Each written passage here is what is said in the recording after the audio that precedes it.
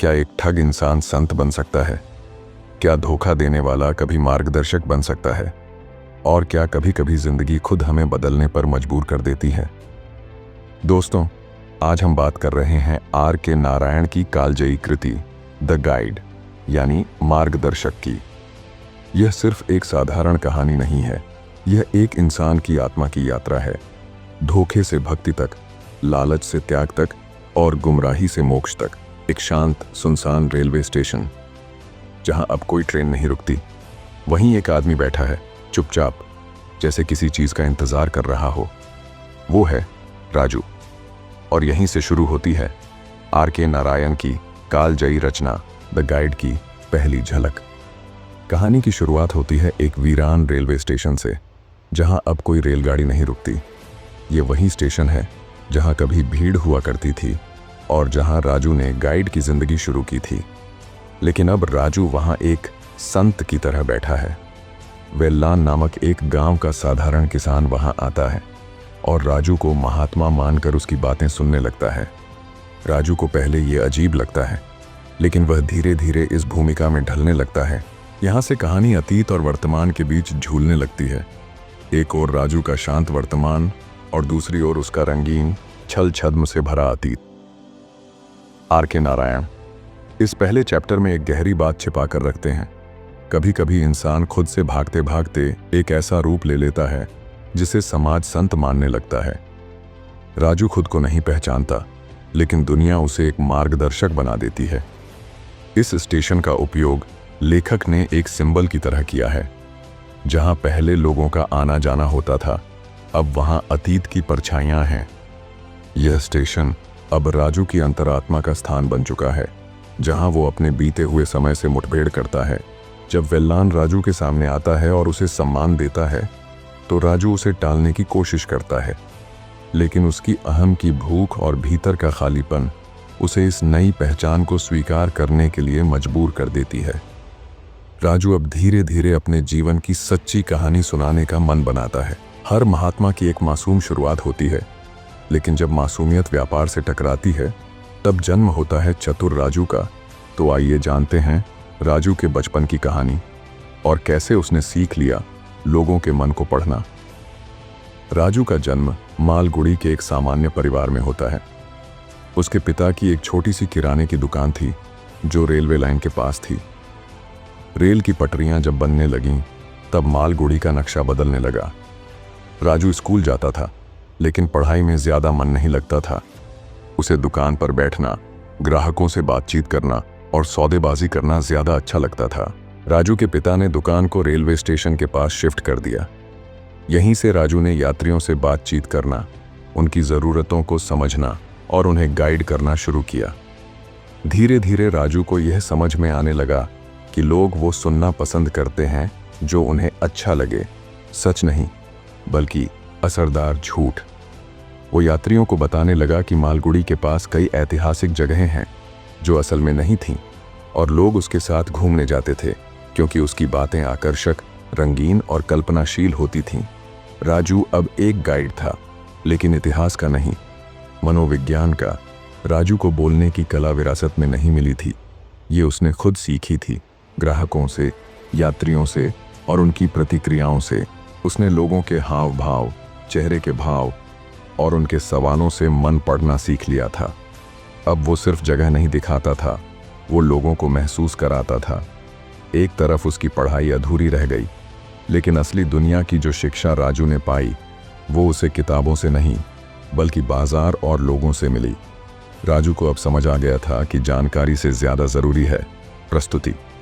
और यहीं से शुरू होता है उसका यात्रा मार्ग, एक चतुर गाइड बनने की ओर। R.K. नारायण इस अध्याय में यह दिखाते हैं कि बचपन की मासूमियत कैसे धीरे धीरे व्यावसायिक चतुराई में बदल जाती है। राजू एक बुरा इंसान नहीं है, लेकिन उसकी परिस्थितियां और उसके आसपास की दुनिया उसे ऐसा बना देती हैं। हर इंसान के अंदर एक कलाकार छिपा होता है। सवाल ये है कि वो कला किस काम में लगती है। मासूम मन जब जिम्मेदारियों और पैसों की दुनिया में आता है, तो वो चालाकी सीखता है। शब्दों की ताकत को समझना और उनका इस्तेमाल करना कभी कभी अच्छे और बुरे के बीच के फर्क को मिटा देता है। कभी कभी हमारी ज़िंदगी में कोई ऐसा आता है जो हमें खुद से मिलवाता है, और कभी कभी वही रिश्ता हमें बर्बादी की ओर भी ले जाता है। राजू की ज़िंदगी में ऐसे ही तूफान बनकर आई रोज़ी। राजू अपने गाइड के काम में व्यस्त था जब एक दिन एक अजीब जोड़ा मालगुड़ी आया। एक गंभीर और शांत पुरुष और एक खूबसूरत लेकिन उदास औरत। ये थे मार्को और रोज़ी। मार्को एक इतिहासकार था जो प्राचीन मंदिरों और शिलालेखों का अध्ययन कर रहा था, और रोज़ी वो उसकी पत्नी थी, एक नर्तकी, एक कलाकार, एक ऐसी आत्मा जो बंद पिंजरे में जी रही थी। राजू को जल्दी ही समझ आ गया कि रोज़ी की आंखों में कोई चमक नहीं है, वो बस अपने पति के साथ एक कर्तव्य निभा रही है। मार्को उसे तुच्छ समझता है, उसकी कला को नीचा दिखाता है, लेकिन राजू के लिए रोज़ी कुछ और थी। वो एक आज़ाद रूह जो उड़ना चाहती थी, एक आर्टिस्ट जिसे उसकी पहचान से वंचित रखा गया था। राजू रोज़ी के साथ खुलकर बात करता है, उसकी भावनाओं को समझता है, और फिर एक दिन रोज़ी उसके सामने नाचती है, पहली बार खुलकर, बिना डर के। उस दिन राजू को लगने लगता है कि ये औरत कुछ खास है, और वो उसकी ज़िंदगी में केवल एक टूरिस्ट नहीं, एक बदलाव बनकर आई है। धीरे धीरे राजू और रोज़ी की मुलाकातें बढ़ती हैं, और उनके बीच एक गहरा जुड़ाव बनता है जो सिर्फ बातचीत का नहीं बल्कि आत्मा का था। मार्को को रोज़ी और राजू की नज़दीकियों की भनक लगती है। वो गुस्से में रोज़ी को छोड़ देता है और अकेला चला जाता है। अब रोज़ी अकेली है, टूटी हुई, लेकिन आज़ाद, और राजू उसके साथ खड़ा है। राजू उसे हिम्मत देता है कि वो अपनी कला को अपनाए, नृत्य करे और खुद को दुनिया के सामने पेश करे, बिना शर्म, बिना डर। R.K. नारायण यहाँ दिखाते हैं कि कभी कभी एक कलाकार को सिर्फ एक विश्वास की ज़रूरत होती है, और राजू वो विश्वास बनता है। लेकिन इसी भरोसे के पीछे छिपी होती है एक गहरी मानव कमजोरी, मोह, स्वार्थ और अभिमान। ये अध्याय हमें सिखाता है कि हर इंसान को खुद को व्यक्त करने की आज़ादी मिलनी चाहिए, खासकर महिलाओं को। जब कोई आपको आपकी पहचान दिलाने में मदद करता है तो वो सिर्फ इंसान नहीं, एक चिंगारी बन जाता है। पर हर चिंगारी अगर संभाली न जाए तो आग भी बन सकती है। अब जब रोज़ी ने अपने पुराने जीवन से विद्रोह कर दिया है और राजू उसके साथ खड़ा है, तो क्या ये रिश्ता उन्हें ऊंचाई पर ले जाएगा या बर्बादी की तरफ? जिस दिन रोज़ी ने अपने दर्द को नृत्य में ढाल दिया, उसी दिन से उसकी आत्मा ने बोलना शुरू किया, और राजू वो बना उसकी आवाज़, उसकी ढाल, उसका प्रबंधक। लेकिन क्या वो सिर्फ उसका सहारा बना या और कुछ? रोज़ी अब अपने पति मार्को से पूरी तरह अलग हो चुकी है, लेकिन समाज उसे कलंकिनी, नाचने वाली और छूटी हुई औरत मानता है। उसके पास रहने के लिए जगह नहीं, सम्मान नहीं, और ना ही कोई मंच। तब राजू उसे अपने घर लाता है। शुरुआत में उसकी माँ नाराज होती है, लेकिन राजू रोज़ी के पक्ष में खड़ा रहता है। अब रोज़ी सिर्फ एक औरत नहीं, एक कलाकार है। वो फिर से नृत्य करना शुरू करती है, अपने दर्द, भावनाओं और उम्मीदों को नृत्य में पिरोती है। राजू को रोज़ी की प्रतिभा पर पूरा भरोसा होता है। वो अपने संपर्कों का इस्तेमाल करता है, कार्यक्रम आयोजित करता है, लोगों को बुलाता है, अखबारों में प्रचार करवाता है। धीरे धीरे रोज़ी का नाम फैलने लगता है। उसके डांस शो हाउसफुल होने लगते हैं। लोग अब उसे नर्तकी रोज़ी के नाम से जानने लगते हैं, एक कलाकार के रूप में, न कि किसी की पत्नी के रूप में। अब दोनों की जिंदगी बदल चुकी है। पैसा आने लगता है, नाम और शोहरत भी। राजू जो कभी गाइड था, अब रोज़ी का मैनेजर, संरक्षक और जीवन साथी जैसा बन जाता है। लेकिन सफलता के साथ साथ राजू का अहंकार भी बढ़ने लगता है। वो खुद को हीरो समझने लगता है। रोज़ी की सफलता का असली कारण, रोज़ी अब केवल राजू पर निर्भर नहीं रहती, वो अपने करियर में आत्मनिर्भर हो चुकी है। मगर राजू को ये बात चुभने लगती है। जिस रोज़ी को उसने उड़ने में मदद की, अब वो उसके नियंत्रण में नहीं रही, और यहीं से शुरू होता है मन का द्वंद्व। R.K. नारायण इस अध्याय में बहुत गहराई से दो बातों को दर्शाते हैं।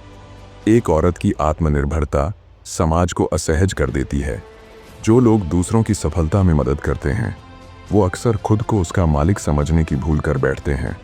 राजू को लगता है कि रोज़ी की सफलता उसी के कारण है, और इसी सोच में उसका पतन बीज रूप में जन्म लेता है। इसलिए किसी की प्रतिभा को निखारने में मदद करना महानता है, लेकिन उसके मालिक बनना नहीं। महिला कलाकारों को सिर्फ मंच नहीं, सम्मान और स्वतंत्रता की भी जरूरत होती है। सफलता मिलने पर भी विनम्रता और आत्मचिंतन जरूरी है, वरना वो सफलता खुद ही विनाश का रास्ता बन सकती है। राजू अब रोजी की सफलता से घिरा हुआ है, लेकिन अंदर से असुरक्षित भी महसूस कर रहा है। कभी कभी हम जिन लोगों को ऊपर उठाने में मदद करते हैं, जब वही हमसे आगे बढ़ जाते हैं तो हमारी आत्मा जलने लगती है। राजू भी अब रोजी की उड़ान से डरने लगा था, और यही डर बन गया उसकी सबसे बड़ी हार का बीज। अब तक राजू रोजी की जिंदगी का केंद्र बन चुका था, उसका मैनेजर, उसका दोस्त और अब अनकहे रूप में उसका जीवन साथी। लेकिन रोजी अब एक स्वतंत्र कलाकार बन चुकी थी। उसके डांस शो अकेले हाउसफुल हो रहे थे, उसे पहचान मिल रही थी। राजू इसे अपनी उपलब्धि समझने लगा, और इस सोच ने उसके अंदर एक स्वार्थी नियंत्रण की भावना को जन्म दिया। वो अब रोजी के हर फैसले पर नजर रखने लगा, उसके शेड्यूल, उसके कार्यक्रम, यहाँ तक कि उसके व्यक्तिगत विचारों पर भी। रोजी ने धीरे धीरे महसूस करना शुरू किया कि वो सिर्फ एक कलाकार नहीं, राजू की कठपुतली बनती जा रही है। रोजी की लोकप्रियता से अब बड़ी बड़ी रकम आने लगी थी। राजू ने सारा फाइनेंस खुद संभालना शुरू कर दिया। एक दिन मार्को के भेजे गए कुछ कानूनी दस्तावेज रोजी के पास आते हैं, जो कि जमीन और संपत्ति से जुड़े होते हैं। राजू, जो अब खुद को पूरी तरह रोजी का अधिकारक मानने लगा था, उन दस्तावेजों को देखकर एक धोखेबाजी का प्लान बनाता है। वो सोचता है कि अगर वो खुद साइन कर दे तो वो संपत्ति भी रोजी के नाम हो जाएगी और असल में उसके नियंत्रण में आ जाएगी। यह पहली बार था जब राजू ने सच्चाई को झुकाया, लेकिन ये झुकाव नहीं, एक गड्ढे की शुरुआत थी। रोजी अब राजू के बदलते स्वभाव को महसूस कर रही थी। वो देख रही थी कि राजू अब मदद करने वाला साथी नहीं, बल्कि सत्ता चाहने वाला मालिक बनता जा रहा है। वो भावनात्मक रूप से दूर होने लगती है और राजू की असुरक्षा और बढ़ जाती है। राजू, जो कभी प्रेम से जुड़ा था, अब स्वामित्व के मोह में फंसने लगा था।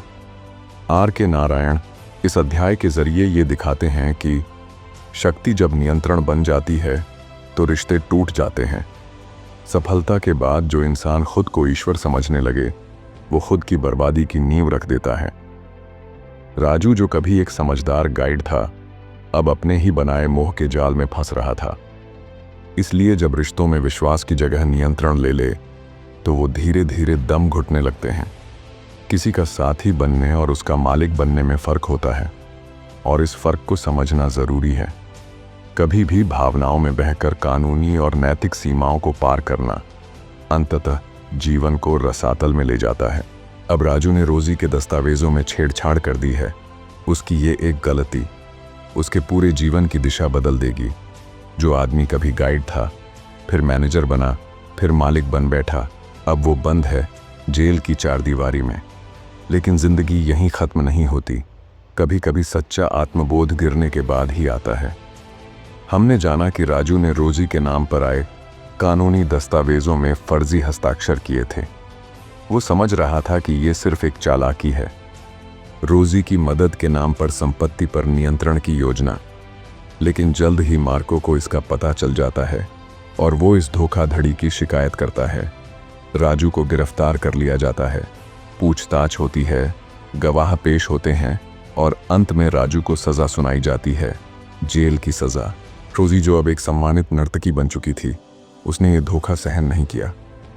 हालांकि उसने राजू के लिए बहुत कुछ सहा था, लेकिन अब वो चुपचाप अलग हो जाती है। राजू जेल में अकेला, तन्हा और अंदर से टूटा हुआ है। उसके पास अब ना शोहरत है, ना पैसा, न रोजी, बस बचा है अतीत का बोझ और अंदर उठता पछतावे का तूफान। जेल की दीवारें बहुत कुछ सिखाती हैं। राजू को अब खुद से नज़र मिलाना पड़ रहा है। वो सोचने लगता है, क्या उसने रोजी की मदद की थी या उसका इस्तेमाल? क्या वो कभी सच्चा प्रेमी था या बस लालची मालिक? क्या वो सिर्फ परिस्थितियों का शिकार था या अपने ही निर्णयों का दोषी? राजू को जवाब मिलते हैं और वे जवाब उसे तोड़ते हैं, लेकिन भीतर से बदल भी देते हैं। अपनी सज़ा काटने के बाद जब राजू जेल से निकलता है तो वो पहले वाला राजू नहीं रहता। वो चल पड़ता है एक नई दिशा में, किसी मंजिल के बिना। रास्ते में एक गांव पड़ता है, मंगल गांव, जहां लोग उसे एक संत समझ बैठते हैं।